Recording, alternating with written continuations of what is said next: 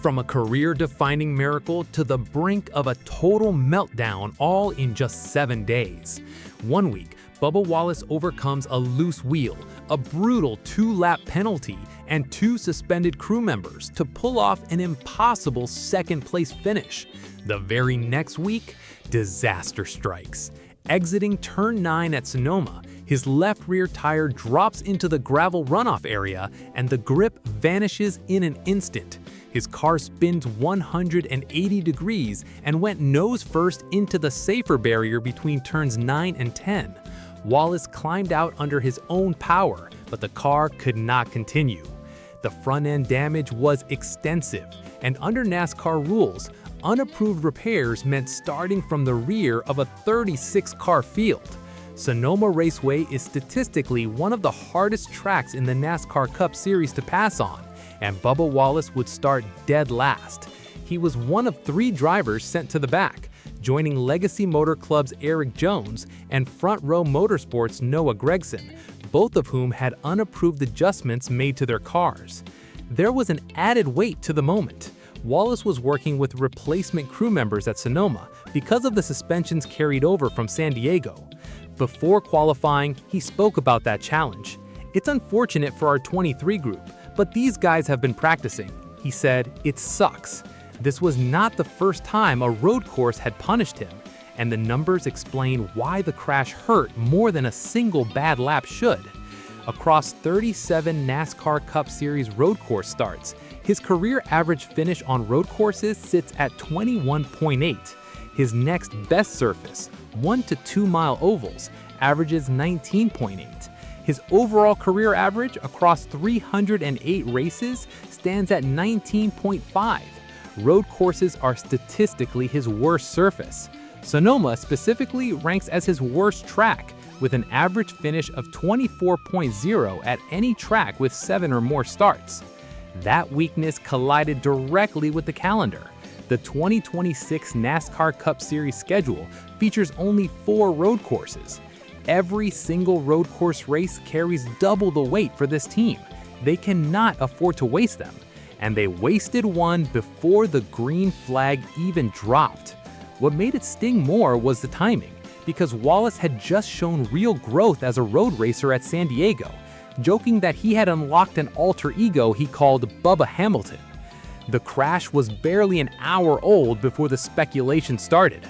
Not in pit road, not in the garage, but on social media, where NASCAR's silly season lives between official announcements.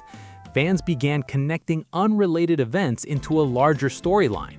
One difficult week became 2. 2 became a pattern became a question.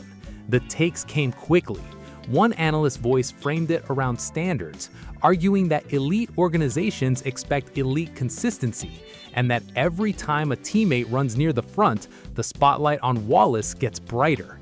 A counterpoint pushed back just as fast, pointing out that consecutive difficult weekends create narratives much faster than actual roster changes ever happen. Another insider went deeper, suggesting that Sonoma did not create the pressure. It exposed how much pressure was already there. That brings in the comparison that fueled the entire conversation: Tyler Reddick. When 23XI Racing was founded by Michael Jordan and Denny Hamlin, the vision was never mediocrity. The standard was championships, superstar drivers, and long-term dominance. Tyler Reddick has largely delivered on that standard in 2026, with race wins, championship-caliber speed, and consistent front-running results. Even after his own difficult moment at Coronado, where he publicly accepted responsibility for late mistakes, Reddick bounced back without the narrative collapsing around him. So the real question formed naturally: why does one driver's bad weekend spark a contract story, while the other's fades by Monday morning? The answer is not about talent, it's about expectations. As one reporter framed it, the conversation around Bubba Wallace is not only about results anymore. Expectations at 23XI have become just as big as the performances themselves. That distinction matters. It's not about whether Wallace is good enough. It's about whether the expectations surrounding him have grown so large that no single result, good or bad, can ever fully satisfy them. There's a clear reason the scrutiny is heavier on him than on anyone else. Wallace is the only black driver racing full-time in NASCAR Cup Series. He's one of NASCAR's most recognizable personalities and biggest marketing figures. Television cameras follow him more closely than almost anyone else in the field. Radio conversations receive more attention. Every mistake becomes a headline. Similar incidents involving other drivers often disappear within one news cycle. And yet, while fans speculated about an exit, the commercial investment in Wallace told the opposite story. Upper Deck announced a Space Jam paint scheme for the number 23 Toyota at Chicagoland on July 5th, honoring the 30th anniversary of the film, which famously starred co-owner Michael Jordan. Jason Machera, president of Upper Deck, described it directly. "This is a massive celebration of fandom. Space Jam is an iconic movie that spans multiple generations, and we're excited to capture what fans love most about the film and share it across Upper Deck brands." Steve Lauletta, president of 23XI, framed the value for the team. "Our partnership with Upper Deck continues to result in one-of-a-kind memorabilia that expands well beyond just the racetrack, allowing 23XI to reach both current and new audiences. Companies don't put Space Jam on a car they're walking away from. That's a commercial vote of confidence wrapped in a purple paint scheme." Still, the speculation didn't stop, because in NASCAR, what sponsors believe and what fans fear can exist in completely different worlds. The reaction across the sport split into two camps.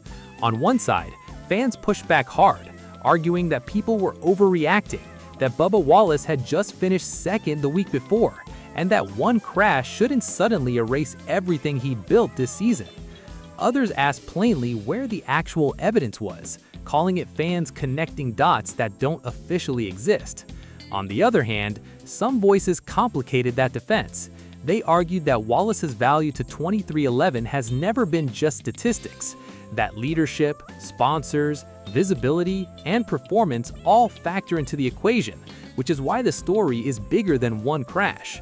Then one respected reporter cut through it all, noting how quickly a single qualifying incident turns into silly season speculation, and stating clearly that until there's actual evidence, it's still just speculation, not a contract story. So, which is it? Overreaction or legitimate concern? The team's own words offered a clue, but not in the way fans expected. 23XI Racing's official account posted a steady message. "Tough break in qualifying, but we've overcome adversity before. The team will get the number 23 ready and will fight from the back tomorrow." That's what this group does. Denny Hamlin kept it focused on execution. One qualifying crash doesn't define a season. Keep your head down, fix the car, execute the strategy, and go race. Tyler Reddick offered support as well, pointing to the speed his teammate had shown. Road courses punish every mistake. Bubba had speed all weekend. Tomorrow is about maximizing every lap and staying in the fight. Notice what none of those statements said. Nobody talked about the future. Nobody talked about the contract.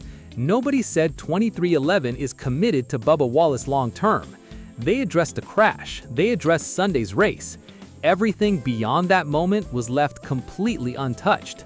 In NASCAR, what organizations choose not to say is sometimes louder than what they do. Though it's worth being honest that this is interpretation, not proof of anything else. Now, the facts as they stand. Wallace is still a 23XI Racing driver. He remains in the provisional playoff picture. No contract dispute has been confirmed. No exit has been announced. The number 23 Toyota took the green flag at Sonoma from the rear of the field. As one veteran reporter put it, the crash changes Wallace's starting position, not necessarily his playoff outlook. And the bigger question is whether 23XI can recover on a track where passing is notoriously difficult. The roster context supports stability rather than collapse. Wallace signed a multi-year contract extension with the team back in 2024. And Corey Heim, who earned his first career win at San Diego, is set to join as a full-time teammate in 2027, driving the new number 35 Toyota. These are moves of an organization building forward, not tearing down. Bubba Wallace has answered his critics before. He turned Naval Base Coronado into a career moment when most people expected him to disappear in the chaos. He's done it before and he can do it again. But even in that career best moment, he carried the weight of what slipped away. He said, "It's what if," afterward, tired of living in that. The question this time is not whether Bubba Wallace can bounce back. The question is whether bouncing back is still enough inside an organization that was never built to settle for anything less than a championship. And that question doesn't get answered at Sonoma. It only gets louder. So here's what's worth debating. Does Bubba Wallace have what it takes to secure his future at 2311? Or is Sonoma a turning point this season cannot afford? One crash didn't end his contract, and the sponsors are still lining up behind him. But the expectations surrounding Bubba Wallace have grown into something that no single weekend, good or bad, can ever fully satisfy. And that pressure is not going away anytime soon. What do you think? Is the hot seat real, or is the internet completely overreacting to one bad qualifying lap? Let me know your thoughts in the comments below. For more deep dives, garage rumors, and breakdown stories just like this, make sure to hit that subscribe button and turn on notifications right here on NASCAR Hub. We'll see you in the next video.